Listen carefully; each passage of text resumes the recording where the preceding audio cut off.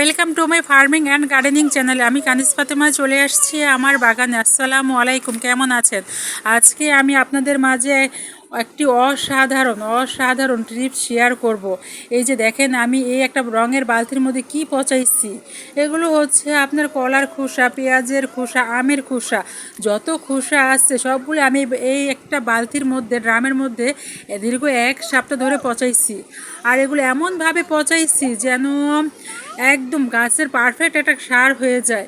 আর already আমার এই পচা পানির উপর যে দেখেন পোকাও হয়ে গেছে, কিরিপুকগুলো পিলপিল করতেছে আমার এই পানির মধ্যে।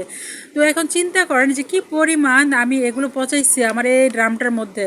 আর এটা যে কি পরিমাণ একটা আদর্শ খাবার, যখনই এটা গাছটা নিবে এই খাবারটা, তখনই একটা ভালো একটা রেজাল্ট পাওয়া যাবে, তখনই বোঝা যাবে যে এটার গুণগত মান কতটুকু। আর এই যে দেখেন, ছোট্ট একটা পাত্রে আমি অল্প অল্প করে সবগুলো গাছে দিয়ে দিচ্ছি পানি। আপনারাও পারবেন আপনাদের ঘরে যাই থাকে তাই দিয়ে একটা পারফেক্ট সার তৈরি করতে। বাজার থেকে তো কোনো প্রয়োজন নেই টাকা দিয়ে একটা সার কেনার। এই যে দেখেন, যদি আমরা ঘর থেকে একটা ভালো মানের সার তৈরি করতে পারি, তো আমাদের তো প্রয়োজন নেই যে বাজার থেকে একটা সার কিনা টাকা নষ্ট করব। আর এই যে দেখেন, এই যে কী পরিমাণ এটা আমার সবগুলো পচে সার হয়েছে। এই যে আমাদের ঘরে যে নিত্য প্রয়োজনীয় যে খাবারটা, সবজিটা, পেঁয়াজ, যেটা না হলেই কিন্তু রান্না হয় না, এই পেঁয়াজের খোসা আমরা না ফেলে পেঁয়াজের খোসাগুলো যদি আমরা রেখে দিই, কলার খোসাগুলো যদি রেখে দিই, আর হচ্ছে আপনার ডিমের খোসা, এগুলো যদি না ফেলে রেখে দিই এগুলো পচিয়ে যদি গাছে দিতে পারি, তো এটা ভালো মানের একটা সার হয়ে যায় গাছের। আর শুধু যে আমরা গাছ থেকে যে খাবার নিব তা কিন্তু না, গাছ থেকে খাবার নেওয়ার আগে কিন্তু গাছকে খাবার দিতে হবে। আমরা যদি গাছে খাবার না দিয়ে যে গাছ থেকে আমরা খাবার আশা করি, এটা হচ্ছে একদমই বোকামি। আর এটাতে ভালো একটা খাবার আমরা গাছ থেকে পাবো না, কারণ আমরা তো গাছকে কোনো খাবারই দিচ্ছি না। তো গাছ থেকে ভালো মানের খাবার পেতে হলে আগে গাছকে ভালো মানের খাবার দিতে হবে।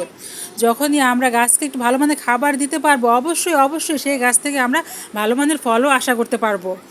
আর এই যে কলার খোসা যে পরিমাণ পটাশিয়াম যেটা থাকে, এটা হচ্ছে আপনার ফলের গাছের, ফল বলেন, সবজি বলেন, বেগুন গাছ, মরিচ গাছ, যেইটাই বলেন, এগুলো সম্পূর্ণ হচ্ছে আপনার যে ফল ঝরা, এই ফল ঝরা প্রতিরোধ করবে। আপনার এই হচ্ছে কলার খোসার যে পটাশিয়ামটা, এটা আপনার সম্পূর্ণ গাছের ফল ঝরা প্রতিরোধ করবে এটা।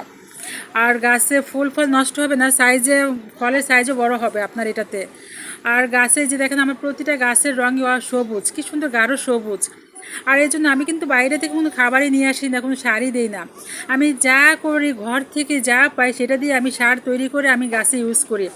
আর এতে গাছের কোনো আপনার ক্ষতিও হয় না। বাজার থেকে যে সার আমরা কিনে নিয়ে আসি, সার যদি একটু কম বেশি হয়, সেই ক্ষেত্রে কিন্তু গাছের আপনার অনেক ক্ষতি হতে পারে, গাছ নষ্ট হয়ে যেতে পারে, বিভিন্ন ধরনের ক্ষতি হতে পারে। তো আমরা যদি ঘর থেকে খাবারটা তৈরি করতে পারি, সেই ক্ষেত্রে আমাদের গাছের কোনো ক্ষতি হবে না, উপকার ছাড়া কোনো ক্ষতিই হবে না।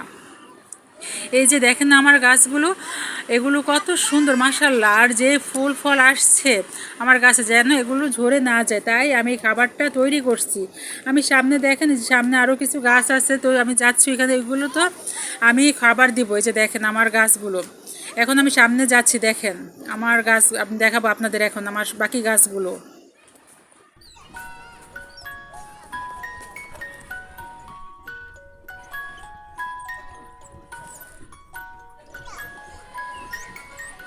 আর এই যে এখানে দেখেন আমার বেগুন গাছগুলো, এগুলো হচ্ছে চারা গাছ। আর এই চারা গাছে অলরেডি আমার বেগুনের করাও চলে আসছে। আর গাছ কিন্তু আমার এখনও বড় হয়নি। আমি গাছগুলোকে আমি 2G কাটিং, মাত্র আমি 2G কাটিং দিচ্ছি, আর এতেই আমার গাছে বেগুন চলে আসছে। তো আমি বেগুন গাছগুলোতে হচ্ছে যত পচা পানি, সেই পচা পানিগুলো দিচ্ছি। এতে করে কি বেগুনের যে ফুলগুলো যে ঝরে যাবে, সেই ফুল ঝরাটা প্রতিরোধ করবে, গাছের ফুল ঝরবে না, আর ফলের সাইজটাও সুন্দর করবে আমার এই বেগুনের। এই যে দেখেন আমি সবগুলো গাছে অল্প অল্প করে দিয়ে দিচ্ছি বেগুন গাছে।